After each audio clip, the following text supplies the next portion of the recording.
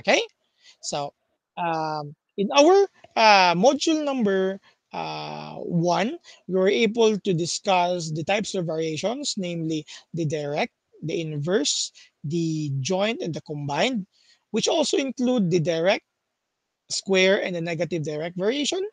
Okay, but here right now, we are going to transform all of this into any of those variations. But again, need to remind everyone that there is no specific, as of this level, there's no specific graph nor table of values for combined and joint variations. You will see them as soon as you go to higher mathematics. Okay, so to come up with the correct variation statement, we need to discover the relationships of the variables x and y. So I haven't transformed this yet, so let me try to uh, recopy. Yeah. Number one, this variation talks about the changes of variables. So it talks about trends. Trends. Okay. If it talks about trends, we need to determine how are the values changes from one to another, right? Specifically on your dependent variable. So we're going to concern with the dependent variable. So for number one, let's look at the differences of your y variables. Why is it that we focus on y? Because that is the variable that gets affected by the independent variable. That is the determinant on how it was changed. Okay, how y changes will determine the correct variation statement. So from 4 to 16, we have 12 as your difference. From 12 to 36, you have 20 as your difference. And 36 to 64, you have 28 as your difference. Based on our module, if there are patterns found in your first level of common difference, that gives you direct variation. If there are no patterns, it may be the inverse or the direct square, depending on if there are still second level. So if there are, let's see if there are second level. From 12 to 20, you have 8. From 20 to 28, you have 8. At second level, you already have a common difference, which is 8. So this is an example of a direct square variation. This table is for your direct square variation. So the variation statement, again, we are not ask here as to what type of variation. So if it's what type, automatically direct square variation. But what we are asked here is the correct variation statement. So the variation statement for direct square, you may use here y varies directly as the square of x. We don't know what x and y variables are, so we settle with just the variables y and x. That is for number one. Okay. Number two. Number two talks about this table of value here. Yeah. So again, let's try to determine if there are common differences. So for first level, from 3 to 6, you have 3. From 6 to 9, you have 3.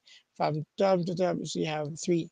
At the first level, you already found a common difference of 3. So this is an example of a direct variation. And to come up with the variation statement, you're going to simply say y varies directly as x. Or you could use the other statements. The second form statement. In number one, you could say y is directly proportional to the square. In number two, you could say y is directly proportional to x. Number three. Number three talks about this table of values. So let us try to determine if there are patterns here or common differences. So for 3 to 3 halves, difference, meaning change niya. So you could have negative, but let's not use negative na lang. You also have 3 halves or negative 3 halves. Okay. if you want to. Okay. You have three halves to one is one half. From one, two, three, four is one, four. There is no pattern in the first level. So you might say it's direct. It's not a direct variation. You could proceed from three to one half is one. From one half to one fourth is another one fourth.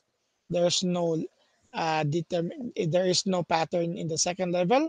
You could increase here the numbers if you want to and predict the next outcome and look for other common differences. But just by looking at the values at is as the values of y decreases, this is an example of a inverse variation. So to come up with the right statement, you have here y varies inversely as x, or y is inversely proportional to x. Okay, so that is how you will make your variation statements from your table of values. For the graph, you simply look for the trends. If it's a straight line, it gives direct variation, just like number 4. If it's a straight line moving down, it's a negative direct variation. It talks about a straight line because the pattern is specific for each movement of y. Okay, common difference is common talaga. So for number 4, you could say here y varies directly as x. Pardon if there are no labels here because we are trying to. I was just assuming that we all know that this axis here is x and this axis here is y. Okay, the Cartesian plane. For number 5, it is curvy, but it goes down. When you say go down, the values decreases. That's an indication of a movement of factors in the opposite directions. So you could say negative direct variation or inverse variation. But again, if it's a negative direct variation, still direct variation, it should be a straight line. But since it's a curve here, can assume that this is a inverse variation. Varies inversely spelling inversely as x. Yeah. By looking at the patterns of the values and the pattern of the graph, you could actually predict the variation statements and the type of variations for each of the situations. Okay, so this is the end of unit number 1, introduction to variation pa. Okay, next module, lesson number 2 and 3, we are going to talk about solving problems involving variation. That is where mathematical equation and variation statements is very important to understand. Okay, just don't forget the trends that is made by all types of variation. And if you're good with that, that's good for in preparation for the problem solving. This is all what this video contains. See you on the next video. Goodbye.